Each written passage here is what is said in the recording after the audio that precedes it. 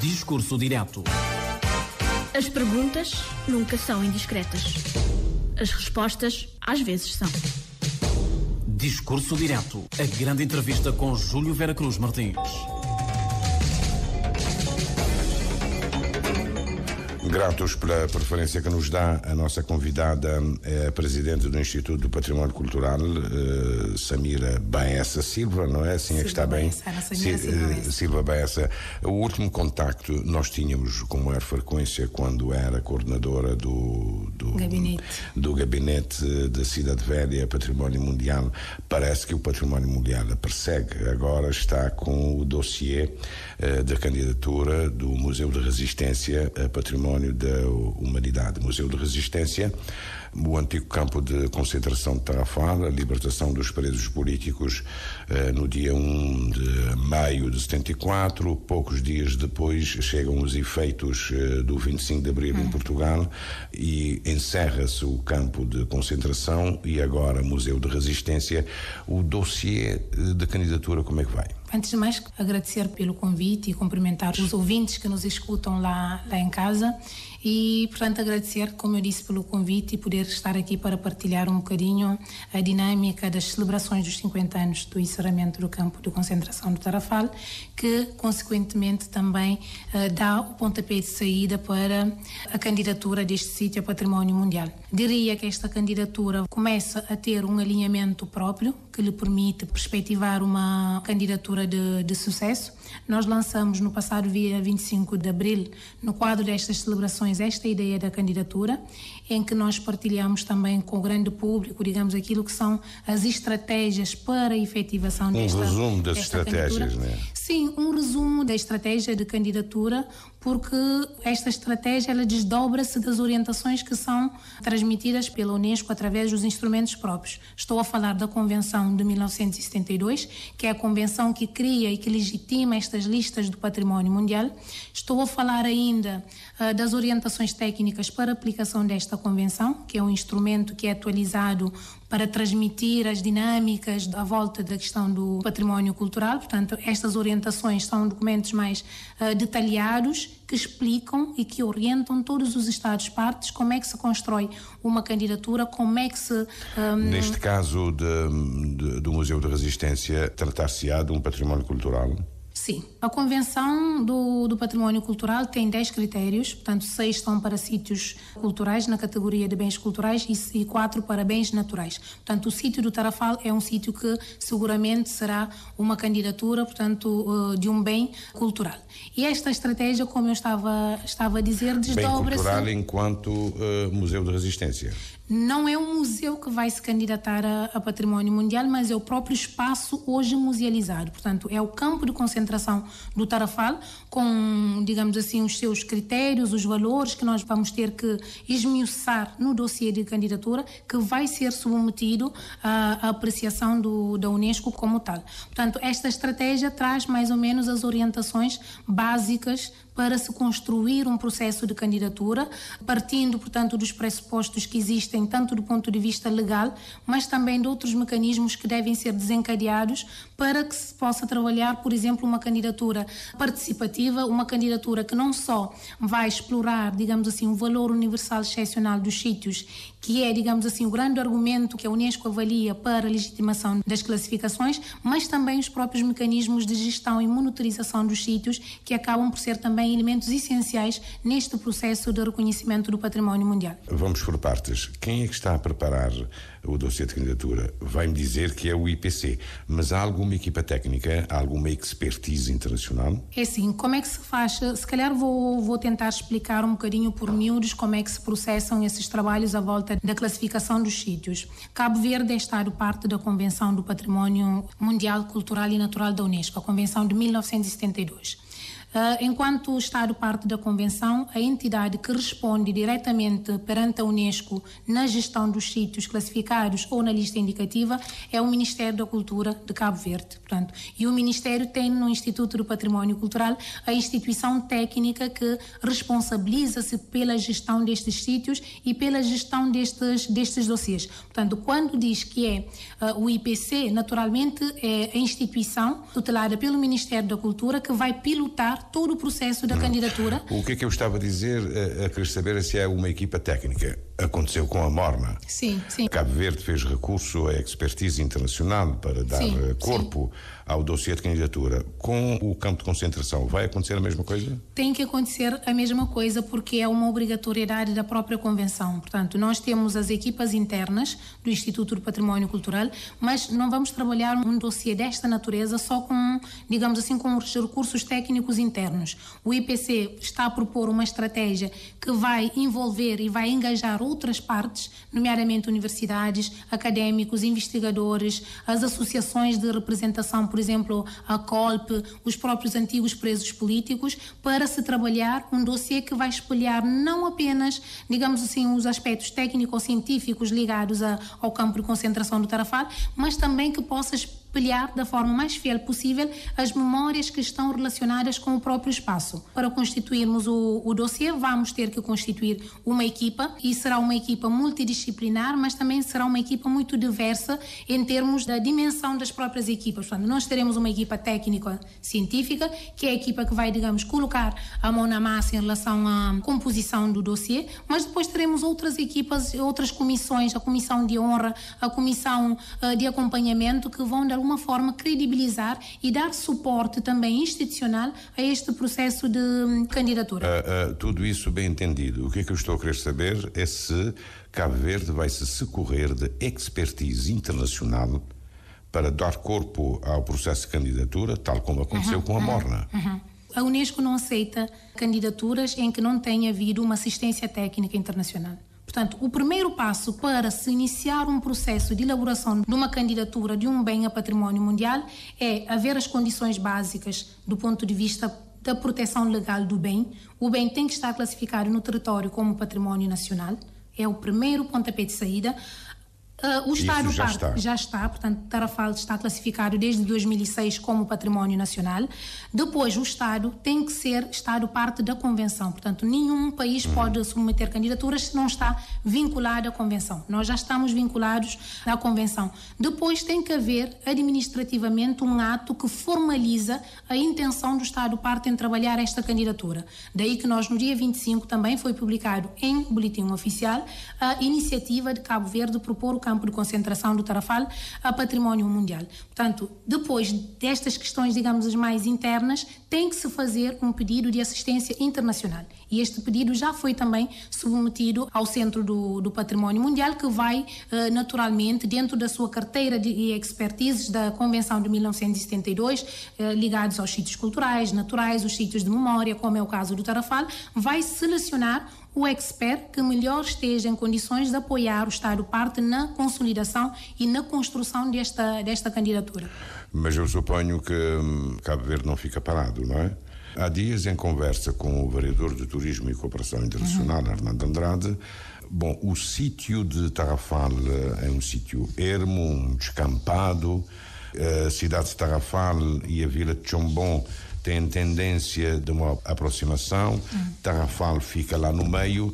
Aí é preciso tomar medidas, nomeadamente de natureza urbanística. Aí, qual vai ser a relação entre o IPC e a Câmara Municipal, que dá as autorizações de construção, etc, etc?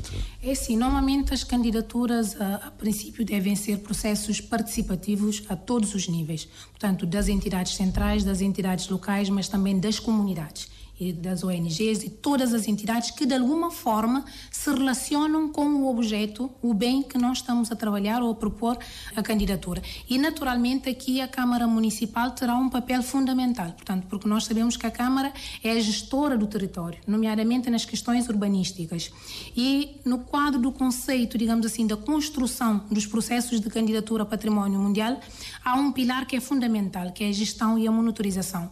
Os sítios podem ter valor universal excepcional, que é o primeiro critério para se preparar uma candidatura, mas se a Unesco, por exemplo, verificar que os modelos de gestão e de monitorização do sítio são frágeis, de alguma forma não garantem, digamos, a proteção destes valores, os sítios não são classificados. Ou podem, mais tarde, perder esse estatuto de património mundial. O que é uma tristeza. Daí, o que é uma tristeza. Por exemplo, se nós formos ver a lista de património mundial, os 2 sítios que foram excluídos da lista de património mundial foi precisamente por falhas no processo de gestão e monitorização, portanto a diminuição das áreas de proteção ou as construções de formas irregulares dentro do perímetro da área classificada.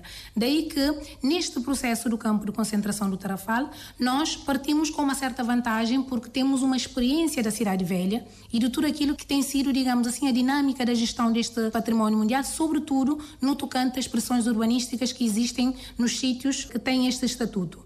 Daí que, para o campo de concentração do Tarrafal, esta vantagem tem que nos permitir, à partida, projetar uma gestão adequada, não só do património restrito, do espaço circunscrito do perímetro do campo de concentração do Tarrafal, mas toda a zona envolvente. Né? E daí que a Câmara, não só neste particular da questão urbanística, mas em todo o aspecto da consolidação, digamos assim, do processo de candidatura, a Câmara Municipal será, portanto, uma peça fundamental neste processo para, de facto, assegurar que a gestão do território seja feita de forma a não pôr em causa a integridade e a autenticidade deste sítio. E o que é que vão fazer? Vão criar uma comissão à semelhança do que aconteceu com a Cidade Velha? Vai haver uma comissão em que vão participar não só o expert da Unesco, que vai ser indigitado para apoiar o Estado-parte, técnicos do Instituto do Património Cultural, mas de várias outras instituições, do INGT, do ambiente, porque a questão do património não se resume, digamos assim, ao espaço de memória, mas a forma como nós olhamos para o espaço e a forma como queremos projetar, digamos assim, para o futuro e para as novas gerações. No processo de candidatura? Isso no processo de candidatura. Vamos lá supor, a Unesco já declarou o campo de concentração como património e é preciso agora garantir a gestão. Vai acontecer no município de Tarrafal a criação de uma comissão bipartida IPC Câmara Municipal, tal como existe na Cidade Velha? Normalmente, todos os dossiês de candidatura a património mundial devem-se acompanhar de planos de gestão. Isto tem sido uma obrigatoriedade. Portanto, todos os sítios, a partir de 2008, todos os sítios que querem candidatar-se a património mundial têm que não só apresentar o dossiê técnico que fundamenta a relevância histórica deste sítio, mas têm que apresentar também um plano de gestão que vai mostrar como é que o Estado-parte se propõe a gerir este bem. Portanto, no caso de Tarrafal não vai ser diferente. Nós teremos que trabalhar paralelamente ao dossiê técnico um plano de gestão. E o plano de gestão tem um organigrama de gestão. Quem é que são as entidades cruciais neste processo de gestão? E aí entra não só o Instituto do Património Cultural como entidade responsável pelo património cultural, mas entra também a Câmara Municipal e várias outras entidades. E aqui, quando me perguntam em relação à Câmara Municipal, eu por acaso escutei com muita atenção a entrevista do Sr. Vereador do Turismo, onde manifestou essa vontade da Câmara Municipal de participar. A Câmara não terá só uma palavra, terá que ter várias palavras e terá que participar efetivamente. E não pode ser uma participação, como é que eu posso dizer, de reivindicar, ter informações. Não, tem que participar efetivamente porque vai haver momentos de decisão, sobretudo em relação à gestão do solo, em que a Câmara terá que ter um papel fundamental, tem que assumir essa responsabilidade. E quando, por exemplo, nessa entrevista o vereador indicou que, pronto, já em termos de dinâmica do território, a possibilidade de haver um encontro entre Chão Bom e o Tarrafal, aí temos que ter algum cuidado, porque o património tem que ter um perímetro, digamos assim, de proteção. E isto também faz parte do processo da candidatura. Tem que haver a delimitação de uma área de proteção do património. Ele até falou na necessidade de preservar a aridez daquele espaço, não é? Para não prejudicar a candidatura. Dentro dessa grande comissão a que se refere, haverá uma comissão mais restrita para tratar da gestão?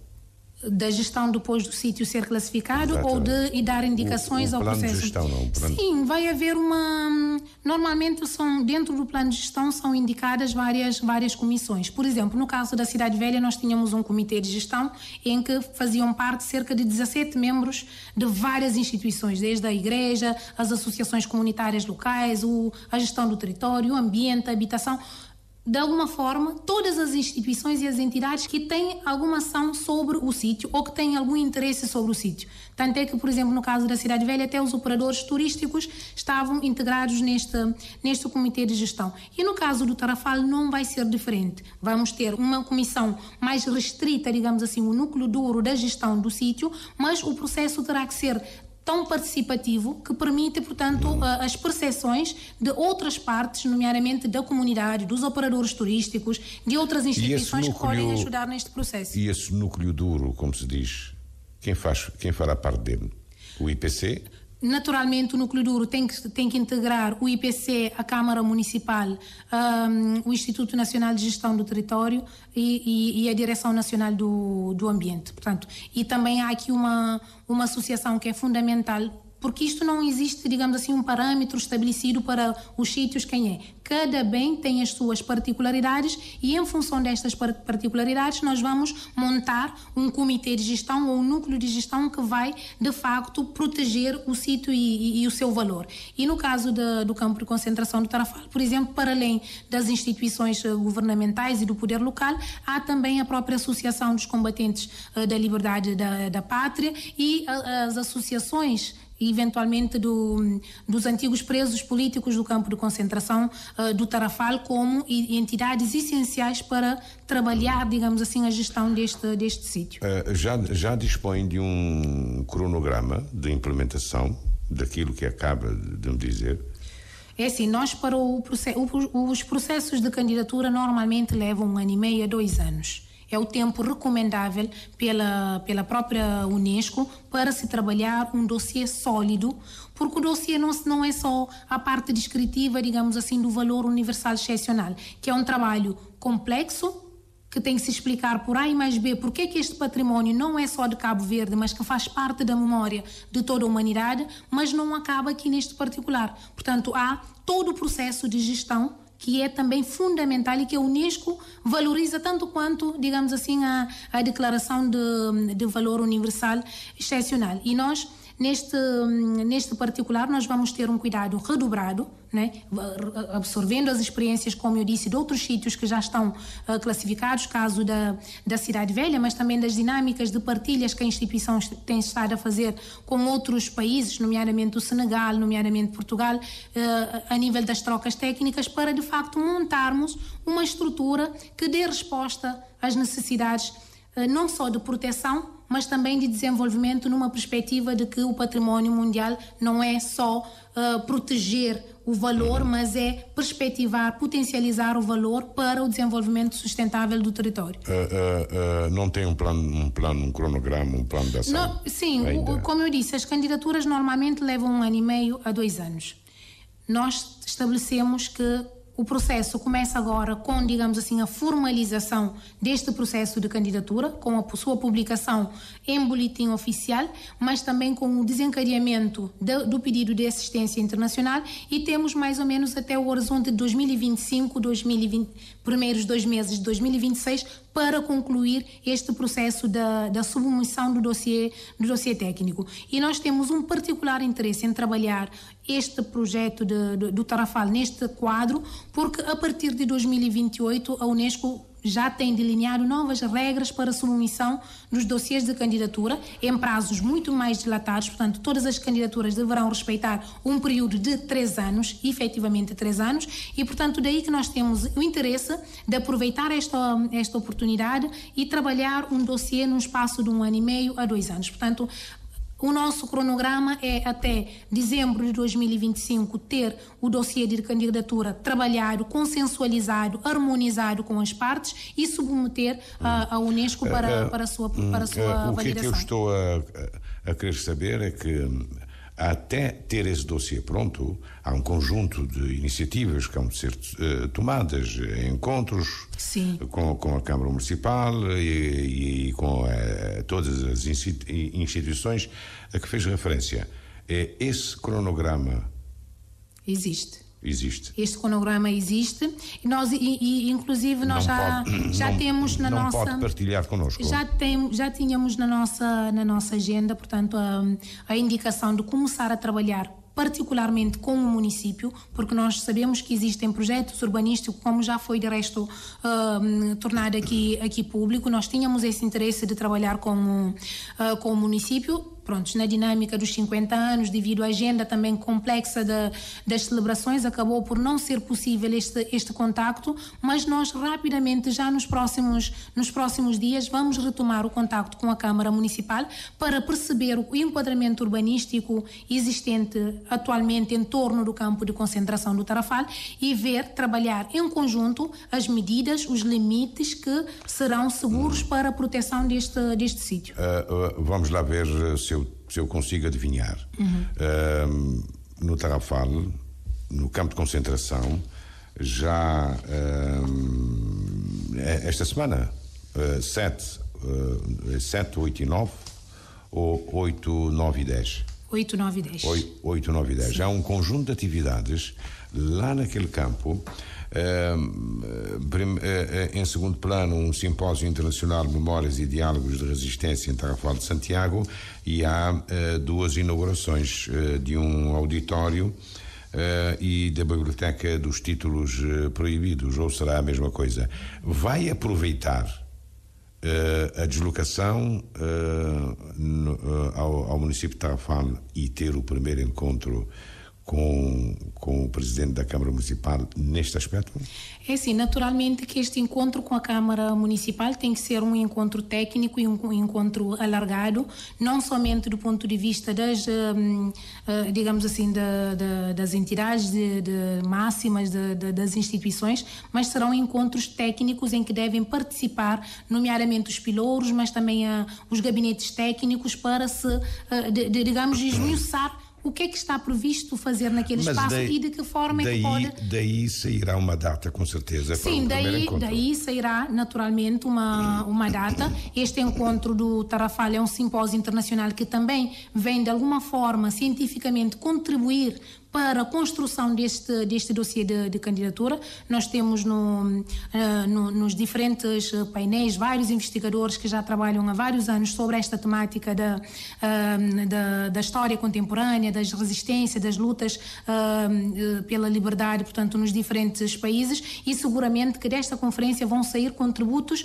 relevantes, digamos assim, para a constituição do dossiê de candidatura. Agora, com a Câmara Municipal, naturalmente teremos que ter um encontro, digamos assim, mais específico para se abordar a questão da candidatura e das suas implicações, porque a candidatura Património Mundial não é só sobre benefícios, é também sobre as limitações e as imposições que são, digamos assim, que surgem em consequência desta classificação. Então, daí que, a nível das autoridades centrais e também das autoridades locais, tem que haver, digamos assim, este engajamento, tem que haver este interesse. E daí que nós, com a Câmara Municipal, nós vamos aproveitar este encontro, este simpósio internacional do dia 9 e 10, mas...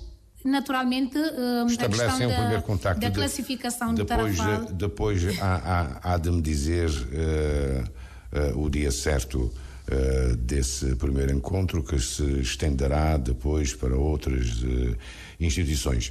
Reclama-se também a necessidade de uma espécie de guia, o que é permitido, o que é proibido. Esse guia sairá dessa gestão partilhada? É assim, nós, enquanto instituição responsável pela gestão do património cultural, nós temos um gabinete técnico que trabalha sobre, digamos assim, a dinâmica da gestão dos sítios e dos centros históricos. E nós temos trabalhado, sobretudo, numa perspectiva de dar alguma indicação, porque a nossa legislação, em termos de proteção destes valores, ainda precisa ser regulamentada. Nós já submetemos ao Conselho de Ministros para aprovação, digamos assim, um regulamento do regime jurídico que vai esmiuçar os procedimentos da classificação e da gestão dos bens classificados. Até lá, nós temos estado a trabalhar em medidas preventivas. As medidas preventivas o que são? São instrumentos aprovados pela Autoridade do Património e que dá orientações, digamos assim, às instituições que gerem o território, como é que devem ser feitos, sobretudo as questões, por exemplo, de loteamentos ou as questões relacionadas com a reabilitação no caso dos centros históricos. Estas medidas preventivas dão orientações nesse sentido, e posso lhe dizer que no caso do campo de concentração do Tarrafal nós já temos um esqueleto destas medidas preventivas, que começa desde logo por estabelecer um perímetro de proteção. Né? Fala-se em 50 metros, não é? Fala-se em 50 metros, isso é o que diz a nossa legislação do património, 50 metros a partir do raio extremo do bem em questão, só que no caso do campo, normalmente as classificações como património nacional já devem fazer-se acompanhar por esta delimitação do perímetro de proteção. No caso do Tarrafal, não existe este perímetro, o bem foi declarado como património nacional, como eu disse, em 2006, e não tem este perímetro de proteção. Portanto, a legislação que classifica o campo de concentração reconhece a estrutura, digamos assim, da colónia penal e todos os seus anexos e dependências. Portanto, se nós falarmos em 50 metros, estamos a falar em 50 metros para cada um destes elementos que integram, digamos assim, o conjunto do Tarrafal, que integram as casas dos antigos funcionários do campo de concentração do Tarrafal. E há alguma degradação? É preciso alguma degradação dessas casas? Sim, em relação às casas, por exemplo, neste momento, no trabalho que nós já fizemos internamente, já percebemos que há uma sensibilidade apurada em relação a estas casas, porque as casas foram ocupadas por familiares e neste momento nós temos que chegar, digamos assim, a algum consenso ou algum modelo que permita não excluir estas pessoas do uso destes espaços, mas precisamos chegar ao entendimento de como fazer, porque há, por exemplo, a degradação, há a questão do saneamento, estas casas não têm eletricidade, não têm água canalizada, portanto aí há um conjunto de situações que precisam ser regularizadas em favor não só da candidatura, mas também em favor do bem-estar destas porque a verdade é que se essas pessoas não tivessem a ocupar essas casas, já tinham ruído, seguramente. Já tinham ruído ou já se teria construído outras infraestruturas no lugar. Portanto, nós vamos trabalhar na perspectiva de incluir, escutar esta comunidade e perceber onde é que pode, digamos assim, ser implementadas medidas que não põem em causa, digamos assim, a utilização desses espaços, mas que também, de certo modo, não contribuam para a degradação da imagem e da autenticidade do próprio bem em questão. O que é que disse, que projeto é esse, que decreto-lei é esse, que proposta foi submetida ao Conselho de Ministros para regulamentar a questão do património? Nós temos um regime jurídico do património cultural que foi aprovado em 2020 e este regime do património, mesmo o regime em si, dá indicações que alguns dos articulados desta legislação deveriam ser melhor trabalhados em regulamentos próprios. Daí que nós já trabalhamos um regulamento específico para os bens móveis e os bens imóveis. Portanto, são dois regulamentos. Vão ser 4 regulamentos. Vamos trabalhar o regulamento dos bens móveis e imóveis, vamos trabalhar um regulamento específico para o património subaquático, vamos trabalhar um regulamento específico para o património imaterial e vamos depois trabalhar um regulamento específico para as medidas de incentivo e compensação. Porque nós, quando falamos da proteção do património cultural, estamos a falar de bens, não necessariamente de bens que são da propriedade do Estado. Estamos a falar também de elementos que têm valor histórico ou cultural, mas que pertencem, por exemplo, a privados, que pertencem a outras entidades. Daí que também o regulamento deste regime prevê criar-se uma medida específica que configura um estímulo e um incentivo ao privado e às outras entidades a engajarem-se neste processo. Esses regulamentos vão mexer com interesses. Pensam, antes da aprovação pelo Conselho de Ministros, de alguma consulta pública, socializar, recolher opiniões? É assim, o regulamento em si resultou de um trabalho participado, técnico, não só a nível interno da instituição, mas também participaram várias outras instituições. Então essa consulta já está feita. E neste momento a aprovação deste regulamento está pendente, portanto, de parceiros de várias instituições, nomeadamente a Ordem dos Arquitetos, a Direção Nacional do Ambiente, o Instituto Nacional da Gestão do Território, as outras ordens profissionais. Portanto, vai ser Então, está a apelar a essas instituições para que deem o parecer acontecer e o Conselho de Ministros possa finalmente aprovar o regulamento, porque, como eu disse, é o regulamento que vai criar as condições e vai criar os parâmetros de proteção. Nós, neste momento, o que é que nós temos, por exemplo, em Cabo Verde, são maioritariamente sítios que são classificados como área, não é? Nós delimitamos um perímetro e todo o que está lá dentro do perímetro pressupõe-se que está classificado. Só que dentro do perímetro protegido, normalmente há elementos que são dissonantes e que não fazem parte da lista dos inventários dos bens cultural, e há os que têm valor histórico ou cultural. Portanto, o que a legislação vai neste momento trazer é a possibilidade de nós regulamentarmos esses procedimentos, tanto para a inventariação como para a classificação e também como a gestão destes sítios. O que não tenha interesse e que esteja e que foi construído depois pode ser removido, não é? Sim, o que for construído depois pode ser removido ou pode ser excluído da lista de inventário. Portanto, o que nós vamos ter que fazer é legitimar uma lista de inventário dentro das áreas classificadas que diz o que é que dentro do perímetro que está classificado, o que é que efetivamente tem valor histórico-cultural.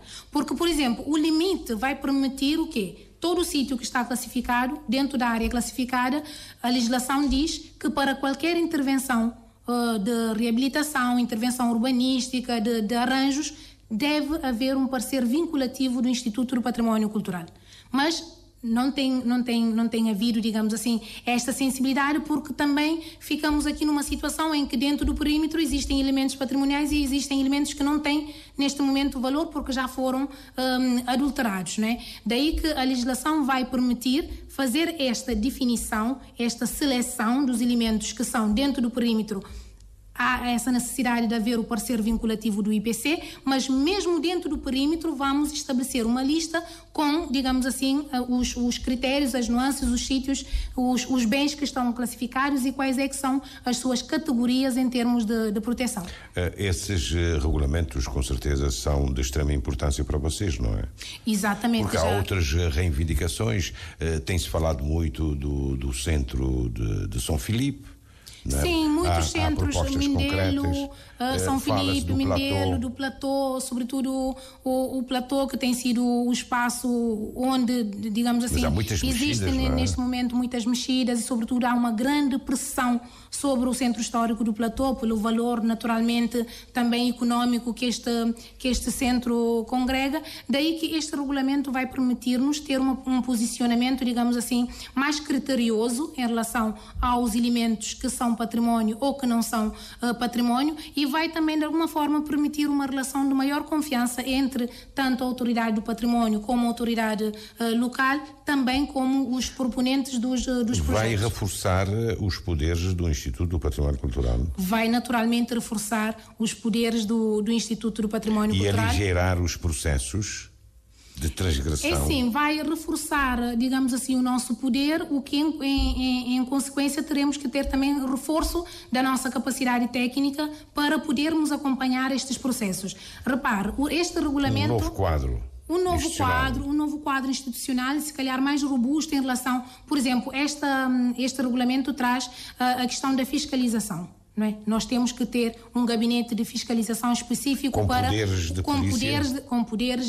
de fiscalização, com poderes de embargo, com poderes de, digamos assim, de pareceres jurídicos sobre os projetos e as propostas. Daí que nós estamos com muitas expectativas em relação a este regulamento. Não é um regulamento, não é uma imposição sobre o património. Nós espelhamos naquilo que tem sido a realidade, mas também aquilo que tem sido o nosso quadro, digamos assim, nacional, e é um regulamento que vai proteger, não é os interesses do Instituto do Património Cultural, é os interesses do país no que concerne a proteção dos valores histórico-culturais. O que é certo é que o Instituto do Património Cultural vai crescer.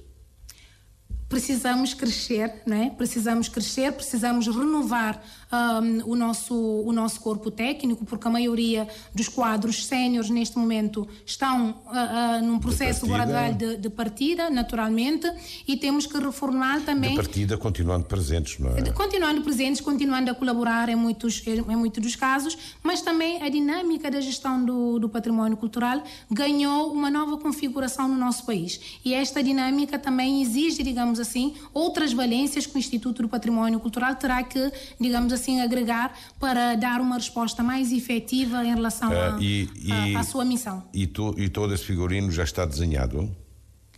Todo esse figurino já está perspectivado.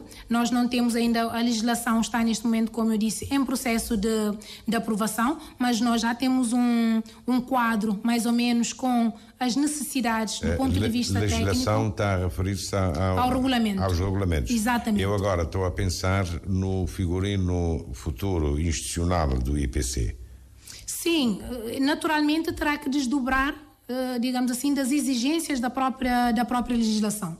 Por exemplo, Cabo Verde, o Instituto do Património Cultural, neste momento, é a entidade que é responsável pela gestão técnica de várias convenções que Cabo Verde ratificou, nomeadamente do património subaquático, do património imaterial, da Convenção sobre a Diversidade Cultural, e toda esta dinâmica, digamos assim, e o novo olhar também que nós temos sobre o património. Portanto, nós já não estamos a falar numa perspectiva de proteger o património porque tem valor histórico ou cultural só pelo seu valor de memória. Nós estamos a falar de uma gestão do património que olha para o património como um valor econômico, social e cultural importante para o desenvolvimento dos territórios. E com esta nova perspectiva em relação ao património, naturalmente que o quadro institucional tem que ter também uma nova configuração. Eu estou a sentir que sabe uma coisa que não me está a dizer. Já há um novo figurino institucional para o IPC, um novo quadro orgânico, um novo estatuto, perspectiva-se? Não, o nosso estatuto é um estatuto recente, é um estatuto de 2020, portanto nós estamos a falar num estatuto que ainda não tem 5 anos, portanto eu não estou a falar não necessariamente numa reorganização do estatuto do IPC, mas no reforço da nossa capacidade técnica em consequência das novas dinâmicas que nós temos estado a assumir. Seguramente tem de ter um novo quadro pessoal.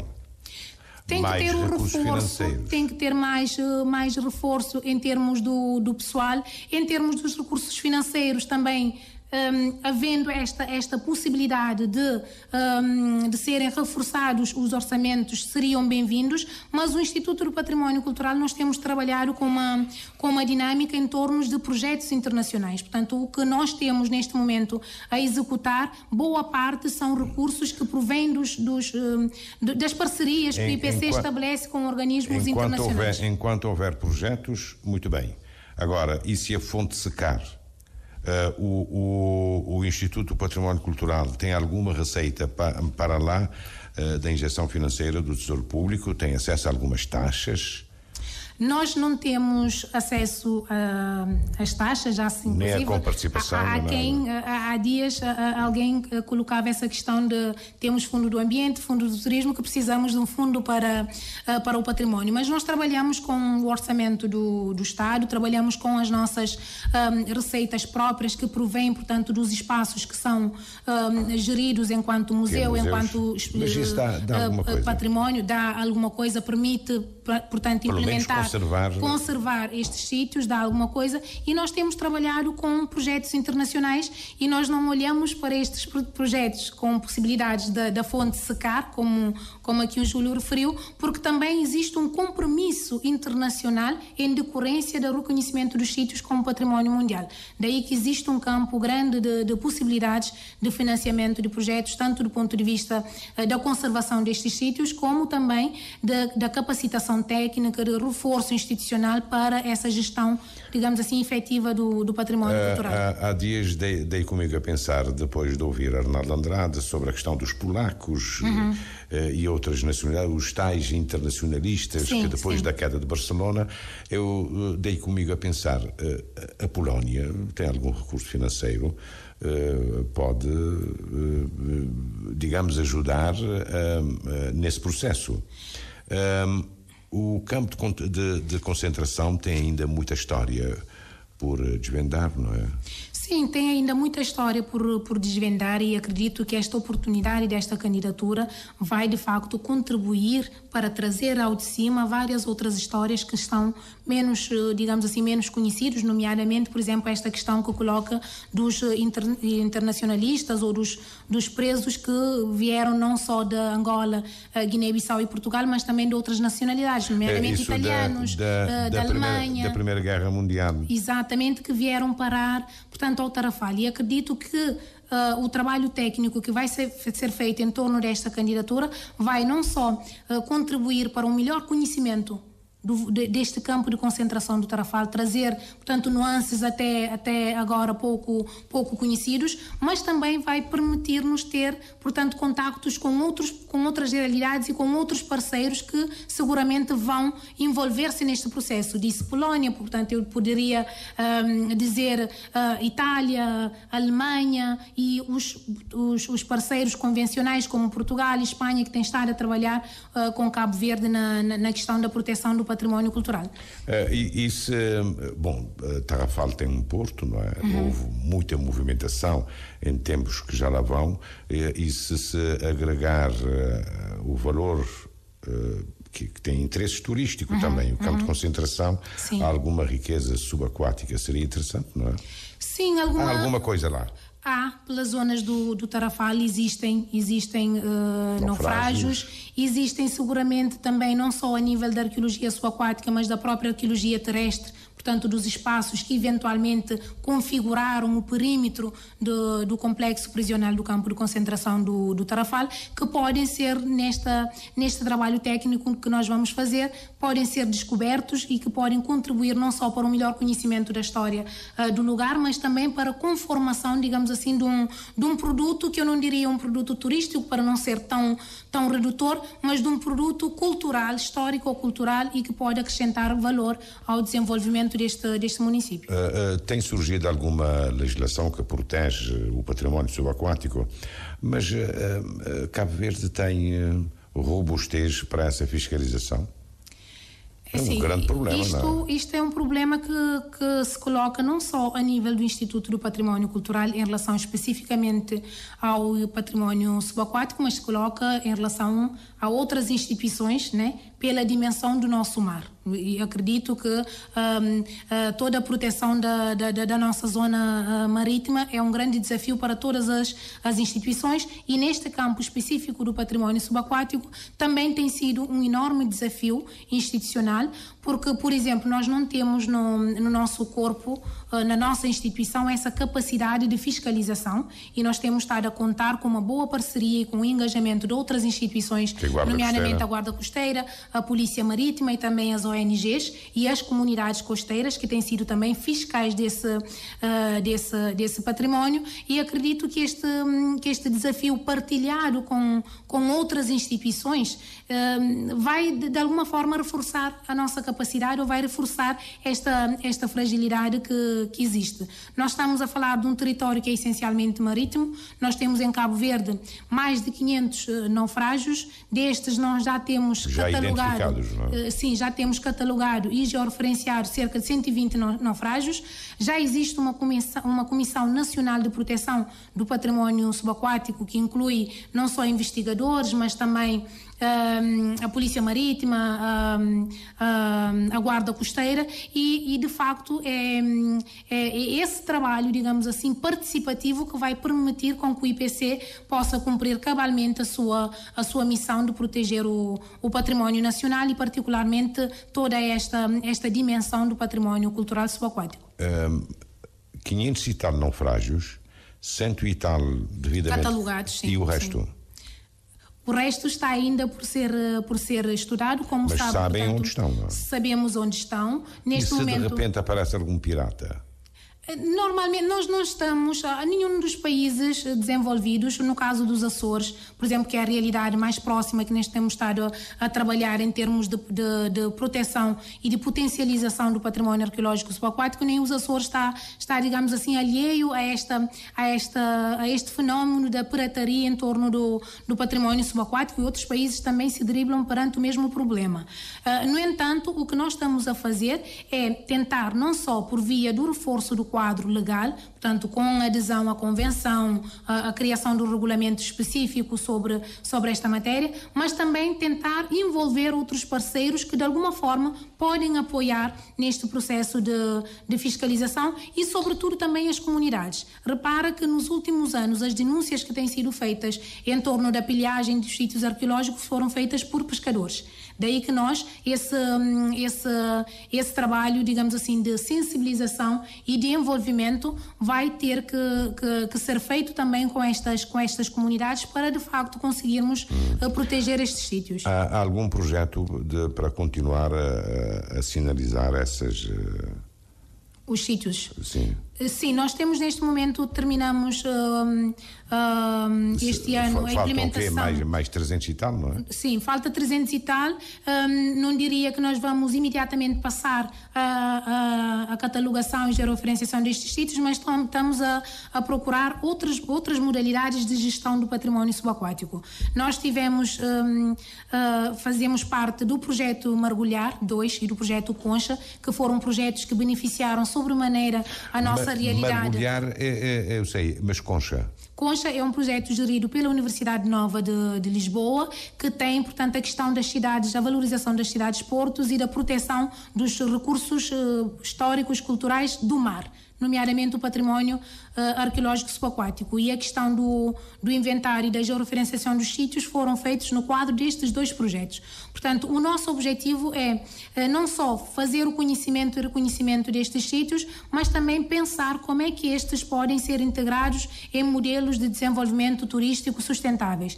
Daí que nós estamos a trabalhar num projeto de criação de parques arqueológicos subaquáticos. Nós estamos a iniciar precisamente na Ilha da Boa Vista, com a criação dos primeiros parques, para de alguma forma também inserir este produto como mais-valia para o desenvolvimento do turismo e de alguma forma chamar a atenção das... Há reivindicações também em Santo Antão, mas a Boa Vista é um caso... há um berçário de 5 espécies de tubarões, sim, que é, sim, no Oceano Atlântico parece que é o único, não é? 5 espécies, incluindo o tubarão-martelo, sim, que é estudado por um especialista cabo-verdiano que fez a descoberta. Ele tem falado na necessidade da definição de um parque marítimo.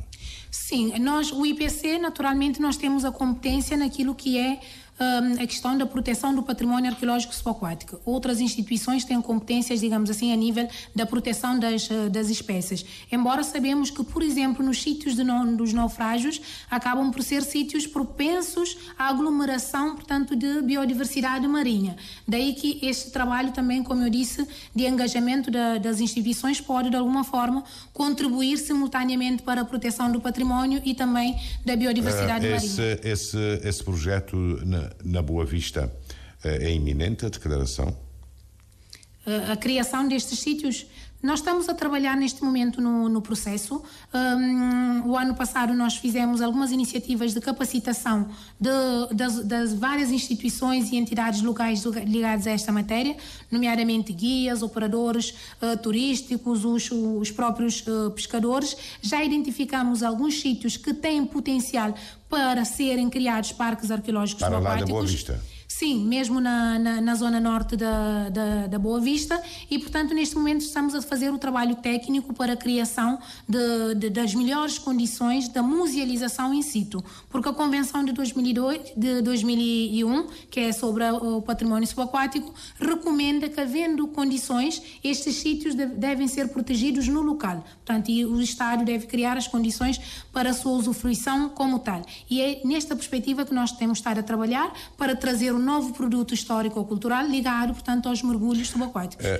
Aí tem de ter técnicos que mergulham. Tem que ter técnicos. Nós temos, que saibam nadar. Temos técnicos que sabem nadar. Temos técnicos que têm formação avançada em arqueologia subaquática, tanto terrestre como marinha, sabem fazer mergulho, sabem fazer a prospecção no fundo do mar destes achados arqueológicos, e naturalmente que, digamos assim, toda a dinâmica que vamos implementar em relação à Boa Vista pode demandar em relação aos outros sítios, a Ilha do Maio, por exemplo, e mesmo a Ilha de Santiago, que nós estamos neste momento trabalhando. Santo Antão parece que tem... Santo Antão tem a ilha, praticamente em todas as ilhas ilhas de Cabo Verde nós temos naufrágio, com mais evidência naturalmente no Maio, na Boa Vista e em Santiago, mas existe um valioso património subaquático que está disperso em todas estas ilhas e que vai, digamos, exigir uma capacidade reforçada da instituição, não só para fazer a sua proteção, mas também para permitir o seu acesso por parte das comunidades. Samira Silva Baessa, agradecimentos por ter estado aqui connosco e encontrado tempo para estar nessa azáfama de preparação do simpósio, suponho, não é? Sim, nós é que já agradecemos. Os participantes já estão... Os participantes já estão... Não vai haver alguma surpresa a nível de transportes? Não há nenhuma surpresa a nível dos transportes. Os participantes já estão a chegar, alguns já estão em Cabo Verde, os participantes que vêm de Portugal, alguns já estão em Cabo Verde, os de Angola chegam amanhã, portanto teremos também alguns que estarão a participar connosco online, caso dos investigadores da Guiné-Bissau, e naturalmente estão criadas todas as condições para termos um bom debate e queria só acrescentar que o debate não é só um debate científico dos investigadores que têm de trabalhar esta temática, mas nós quisemos também promover mesas que permitem a intervenção dos antigos presos políticos, no caso dos cabo-verdianos. Eu vi no programa agradecimentos por ter estado connosco. Discurso Direto regressa na próxima segunda-feira. Muito obrigada pela oportunidade. Discurso Direto. As perguntas nunca são indiscretas. As respostas, às vezes, são. Discurso Direto. A grande entrevista com Júlio Vera Cruz Martins.